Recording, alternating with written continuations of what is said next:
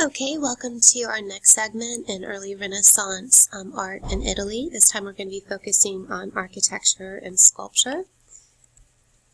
Again, just to clarify, we are, in the region of Italy. Italy looks like this little boot over here. And something we talked about earlier, too, was this sort of identity of city-states like Rome and Florence. And we'll look at some other cities too, in particular. And so again, the art really reflects this idea of civic identity and pride in these individual city-states. So one of the functions of art is that cities are using it as a way of announcing who they are, their civic identity. A quote from Leonardo Bruni, who was the Chancellor of Florence, said, "O Roman people and race of Romulus." This really signals Italians wanted to be the successors of Rome, again, which indicates this return to classical approaches to art. So again, focusing more on the city-states of Italy. And then here's the in-depth quote, if you want to read that on your own. When you read further into the quote, you really do see this sense of civic pride, oh, incredible magnificence and excellence of Florence.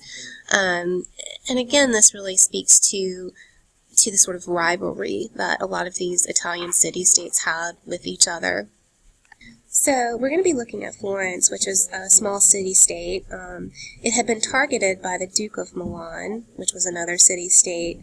When he dies, the city of Florence felt as if God had intervened to protect the city.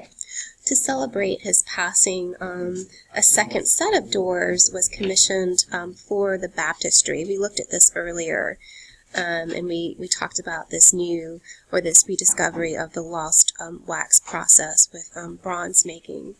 The city held a competition for this commission. All candidates had to depict the same subject, the sacrifice of Isaac, and had to incorporate all 7 figures. So this is the Baptistery that we're looking at. So this is the set of doors. This is the first set of doors, and we did look at this briefly when we were looking at the Proto-Renaissance, the sort of transition of Gothic, late Gothic, into this early Renaissance period by Andrea Pisano. These set of doors are depicting the life of John the Baptist. What you're looking at now is a plaque submission. This is one of the competition reliefs that was submitted by a fellow named Brunelleschi, who we're going to be looking at more in depth. And for the submissions, any artist submitting, all of them had to be the same format. They had to use this quatrefoil frame. And Brunelleschi was originally trained as a goldsmith. And so here we're going to kind of look at the composition of his plaque. He places Abraham on a central axis, and he shows Abraham pushing back the neck of Isaac to get a clean cut. So it's a very dramatic moment that he's depicting. Here's a close-up, and it's more black and white, so you can actually see sort of the modeling of the piece. Notice how the angel is physically pushing back the knife that Abraham holds. Note the knife-like folds of drapery. This also emphasizes the force and movement that's going on in the scenes. Again, this return to sort of classical drapery. Notice the detail of the sheep right here scratching his ear. And he also uses a lot of foreshortening as a way to show off his skill and show off this skill in depicting illusionistic depth. And so these poses are, it's a way for him to show off his skill and his ability.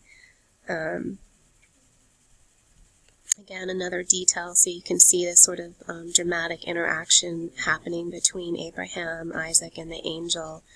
And again, it keeps our eyes sort of moving in this sort of circular format.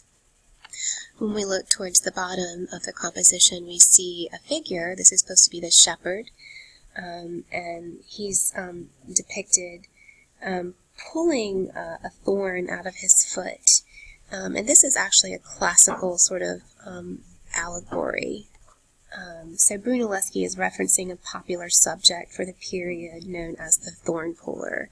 And so here's an actual statue of this figure, and then we see how Brunelleschi has sort of incorporated this into his own design.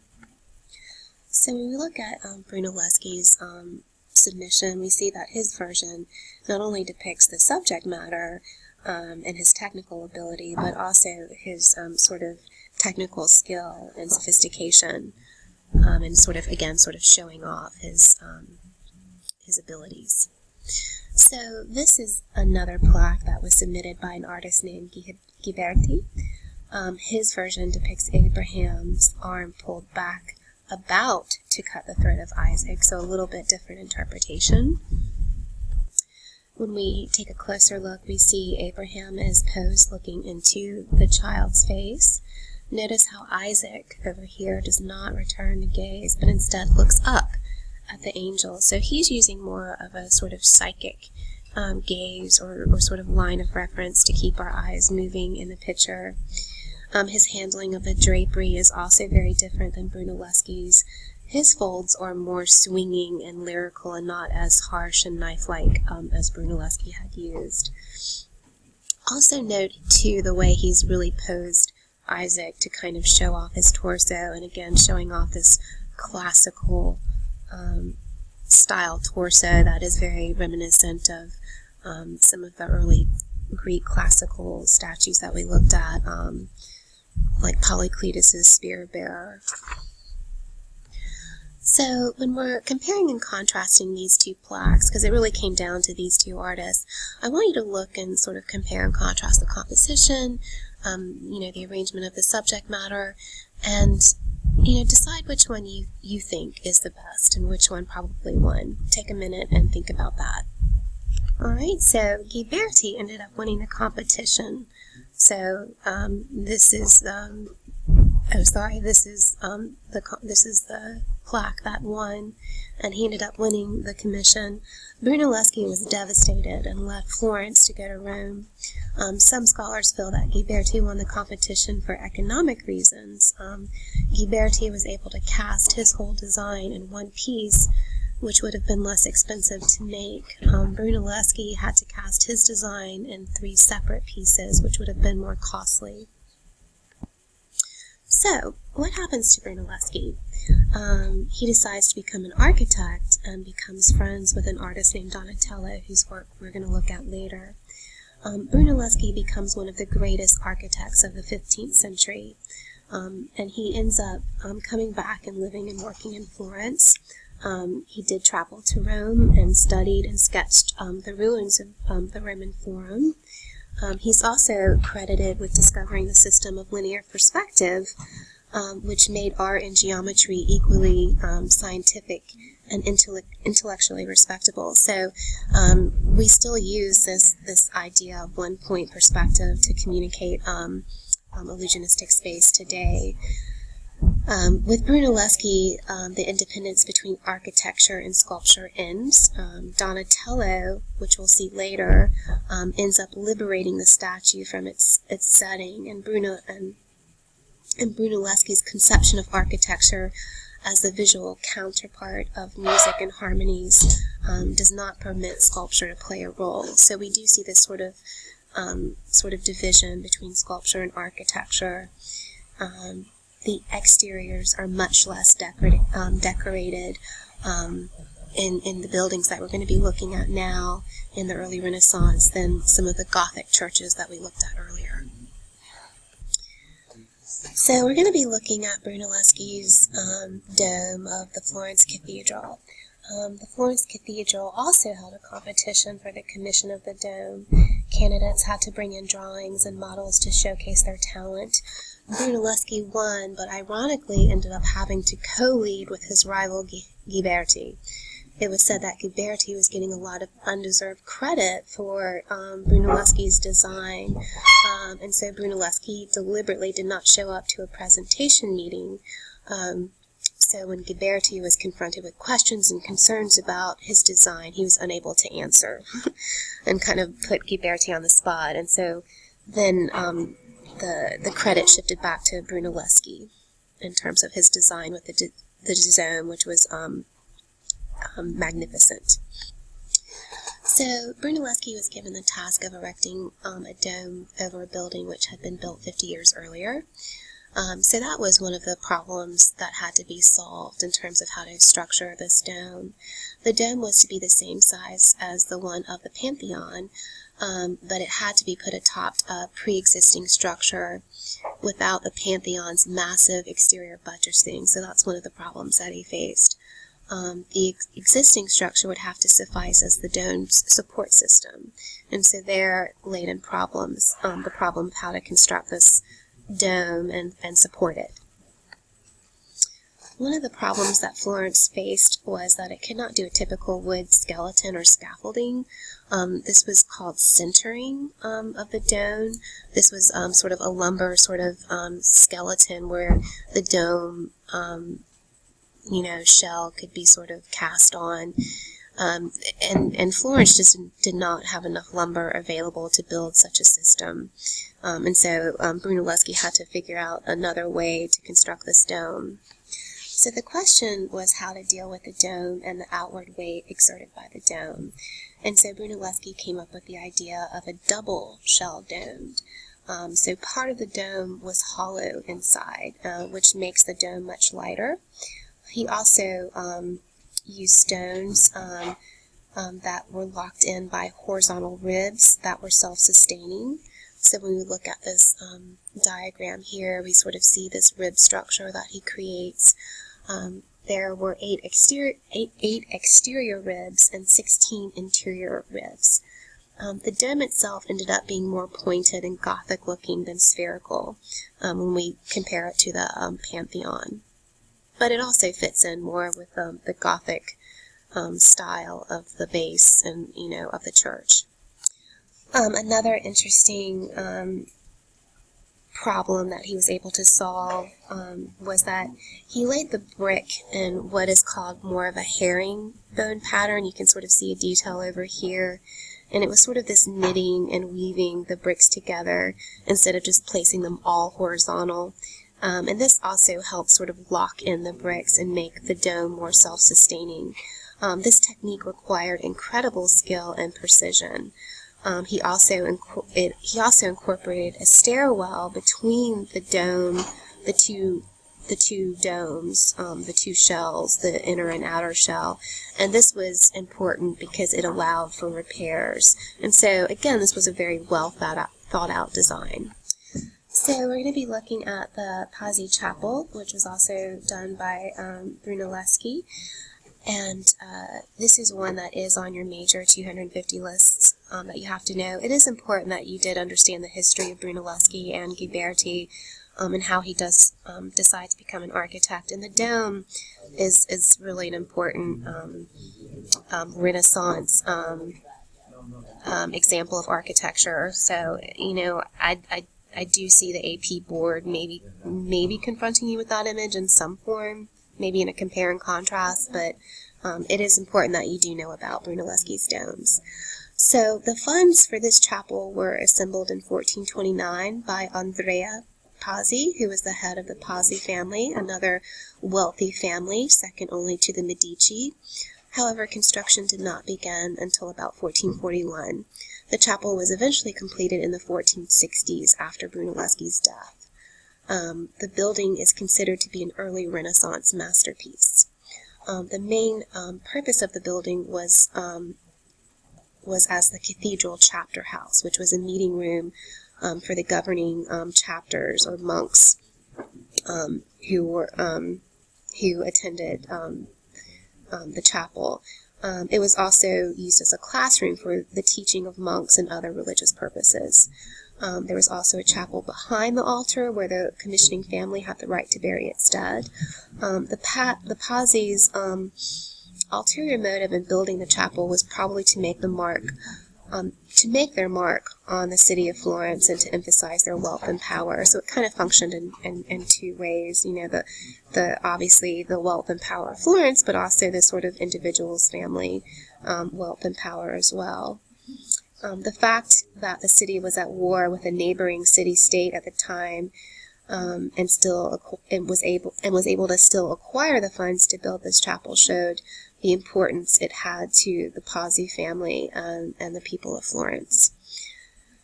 So I'm going to kind of skip ahead. I should have had this first, but when we look at the floor plan, it's really based on simple geometric forms. We see the square and circles, and again, this reflects Brunelleschi's belief that architecture should reflect the right proportions, proportional ratios expressed in simple whole numbers. He measured classical ruins when he was in Florence to arrive at these proportions. Besides being focused on proportions, he also structured his structure also demonstrates his desire for symmetry and regularity. And so his work in architecture really does revive these sort of classical vocabulary that we had talked about when we studied Greek and Roman architecture. So we'll see lots of rounded arches, we'll see some colonnades, we'll see some barrel vaults, groin vaults, and again, it's a very classical building. So here's the floor plan.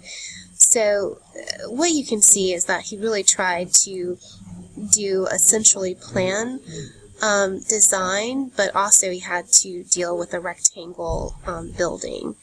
And we'll come back to this diagram and talk a little bit more about the floor plan. So this is the interior view of the church, and these are the two images that you do need to know that AP College Board would probably show you, although I'm going to show you some more images from different angles. So again, the structure is based on Brunelleschi's belief that architecture should reflect the right proportions. And here is a better view. I don't know why they didn't show us this view. So some things to note in terms of characteristics. He does use this beautiful stone called Pietra Serena. It's spelled Pietraserena, which was a sort of greenish gray stone. And this is something that he used in a lot of his structures. And so when you enter the building, there's this immediate sense, again, of rectangles, circles, squares, semicircles, and again, this sense of perfect geometry. And the idea is that when you walk into this building, you do really get a sense that you're walking into an ancient Roman temple with this centrally planned space that is very similar to the Pantheon. And you do have this feeling of being in a very ordered, constructed, designed, rational space. And remember, these are all adjectives that we use to describe early Greek and Roman architecture. Note these really beautiful fluted plasters that really kind of stand out and sort of, it really defines the form, where when we look at Gothic and Byzantine architecture, where it sort of tried to hide the support system, here we really see these sort of formal elements and really can get a sense of how the building was designed. The dome is is very reminiscent, again, of the Pantheon, and also, I think, the Hagia Sophia, because of these little pierced windows around the circumference. And it is similar because it is a circle over a square, which creates these pendentives. This was another term, architecture term that we talked about with early Christian and early Christian and Byzantine church. And inside these squinches, or these triangular spaces, we see these really beautiful, charming little medallions used as decoration. Here's a close-up of one of the medallions. So again, in these triangular spaces and in between these pilasters, these were made of terracotta. So these terracotta medallions were created by another artist named Andrea del Rubbia. He had inherited a ceramic business, and he had this secret glazing technique that was considered quite beautiful. And so his workshop created these medallions for the spandrels, again, you know, on the squinches and in between the pilasters. And he also used his work, Brunelleschi used Della Rubbia's work in other structures as well. And so what Del Rubbia would do is he would create a mold to make these terracotta casts. And so we're returning to this elevation and the floor plan of the Pazzi Chapel.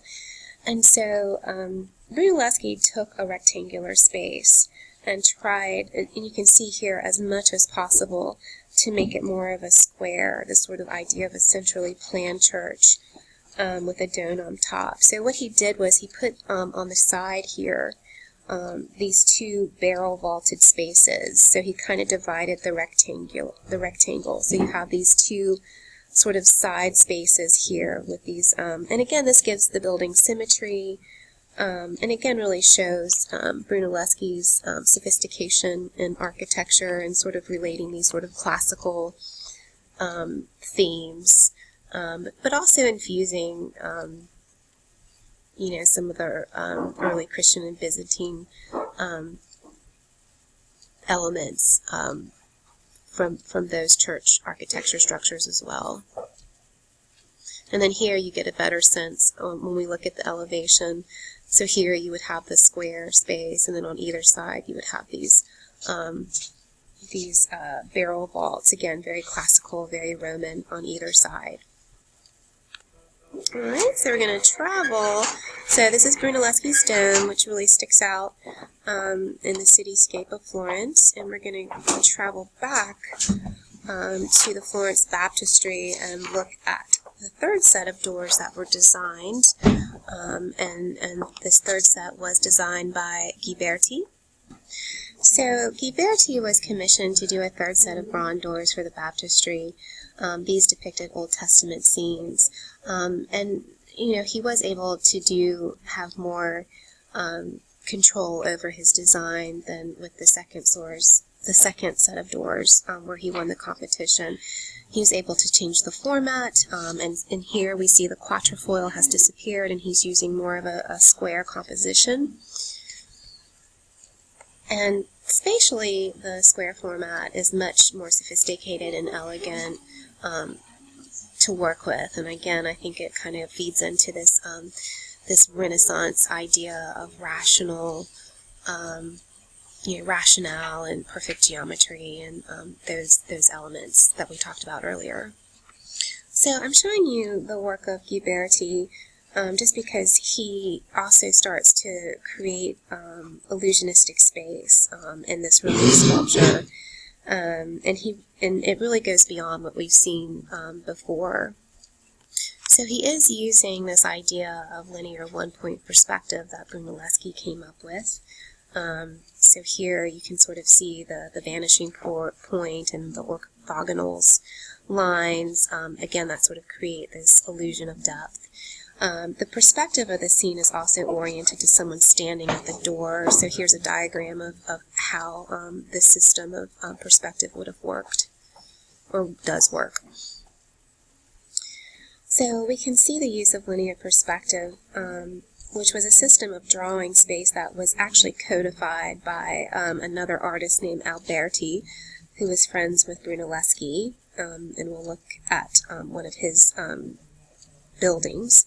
This system allowed the artist to format the size and scale of objects depending on where they were placed. So, you know, when we look at this space makes sense. Things in the foreground are bigger, and then as we proceed into the background, things get smaller. Again, there's this sense of space, illusionistic space, where we could walk through these rounded arches. And a little bit of atmospheric perspective, I think, where some of the relief is carved, is more it's higher relief in the foreground and not in lower relief in the background. So here's a diagram that shows how Alberti codifies the linear one-point perspective system. This is really important because it becomes a hallmark trait of the Renaissance in Italy. And so in 1413, Brunelleschi demonstrated the geometrical method of perspective used by artists today by painting the outlines of various Florentine buildings and Roman buildings onto a mirror. When the building's outline was continued, he noticed that all the lines converged on the horizon. So here we can sort of see this phenomenon happening here. As shown by the quick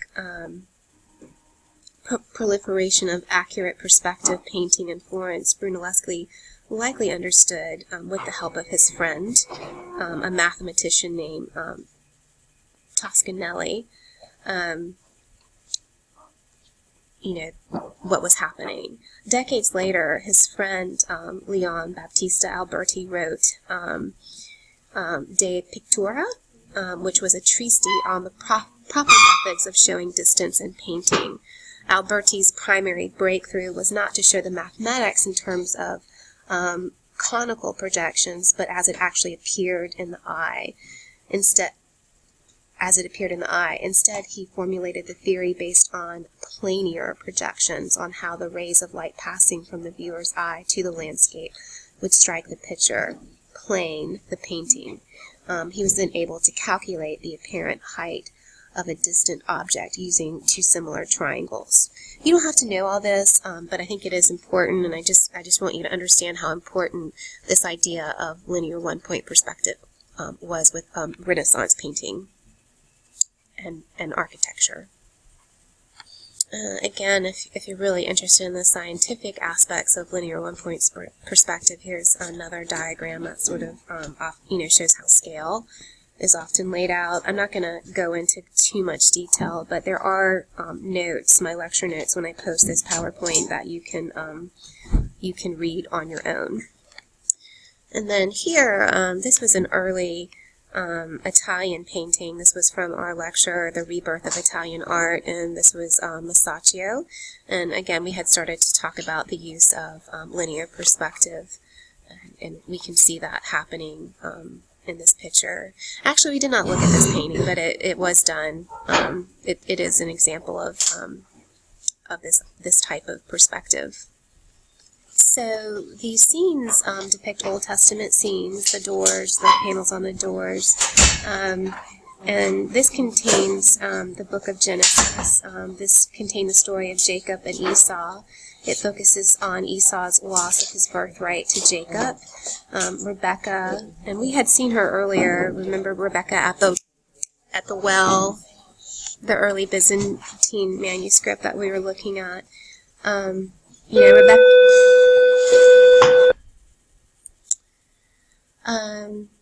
And so traditionally the firstborn son inherited everything, but Rebecca wanted her younger son to have it all and decides to trick and steal Esau's birthright from him. Again, I'm not going to go into great detail about the story, but I do have more of an explanation in my lecture notes when I update the PowerPoint for you. So we're going to quickly look at some details again, but again, note the classical architecture incorporated. This is very reminiscent of Brunelleschi's Pazzi Chapel with the pilasters and the arches. Here's another view. And again, I'm showing you this to really give this sense of depth in illusionistic space that was very important and an important stylistic convention of the early Renaissance, and the Renaissance in its entirety. The family dynamic that